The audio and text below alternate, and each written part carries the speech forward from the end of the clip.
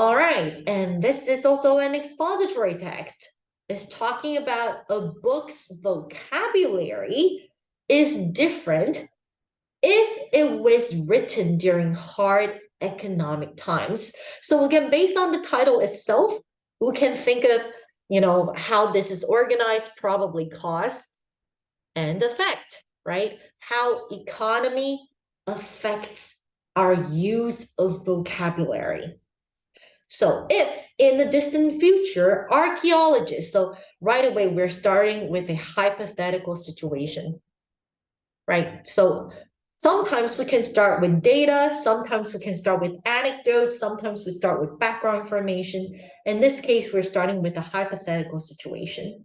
So if in the distant future, archaeologists find no trace of evidence of our civilization apart from a library of 20th century novels, they might be able to figure out something surprising about recent history. And the boom times and recession. Boom times mean when our economy is good, recession when our economy is bad. So do you see how this hypothetical situation simply talking about the same thing, how we can deduce economy from words, which means words can be different during different economic times. So a study by a team of British researchers published yesterday in the journal PLOS ONE found, all right, so this is research context, a study found a strong correlation between a book's literary misery index. So using bad words like anger, disgust, fear, and sadness, and economic misery index, which is unemployment and inflation, right? So bad times induce bad use of words. Okay, so of either the US or Britain for the 10 years that preceded its publication. Okay, so they see the same phenomenon in both of these English-speaking countries. The graph of the average amount of misery in English language books over the course of the 20th century, in other words. So when I see in other words, this is a paraphrase. Closely track the peaks and valleys in the number of Americans and Brits out of work. I'm going to skip the rest of this paragraph. Why? Because when I see in other words and quotation mark, I know this is just a paraphrase of the same thing. So this is not that important. All right. So I'm going to go down to line 24. The researchers created the graph of literary misery by examining. Okay, so when I see by examining how they created the graph, so I'm going to write methodology. So methodology, or the context, the how, right, of words of roughly 5 million digitized books published in English during the 20th century in the US, Britain, and other parts of the world. So they did very extensive research. Available via Google's Ngram viewer, the variety and distribution of every word used. So the researcher simply had to run an algorithm that compared the frequency. Okay, so this is again step-by-step action, right? Their analysis showed that, this is the important thing. What did it show us? In the US, literary misery peaked in the early 1940s after Great Depression. Right, economy bad, so literary misery peaked.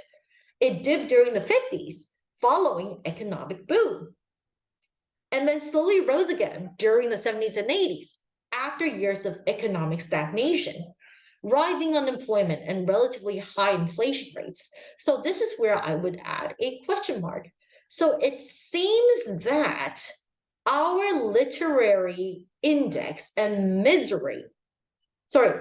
economic index, they're not happening at the same time, right? Because you see the word just after or following. So there seems to be a lag.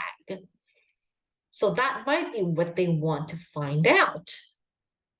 And sure enough, when we see, there are a few possible reasons. Now, this is our explanation, right? So a few possible reasons for the 10-year lag. And what is the first reason? The most obvious is that writing books takes time. Yes, so a book begun in depths of the Great Depression might not be published until the next decade. Alternately, which is the second reason, right? Alternately, it's possible that the lag is a quirk of the way literature is shaped by authors' childhood experience, right? So we write about our childhood experience. Perhaps the decade effect reflects the gap between childhood. So again, do you see the paraphrase, the quotation mark? This is something I can skip altogether, right? So Bentley said. And then you can see consider, for example, so I don't have to read it as well because that is just a paraphrase of detail. Okay, so cross it out as well. Now, to check. Whenever you see the word to plus verb infinitive, chances are it's probably important because it usually shows confirmation or verification. They want to verify the authenticity or validity of their experiment to check whether the correlation between literary and economic misery in the English canon was a coincidence. See, to double check. The researchers also performed the same analysis in a different language, in German. And what did they find? They found the same trend. So in other words, we can say that to check, this is to address potential objection, right?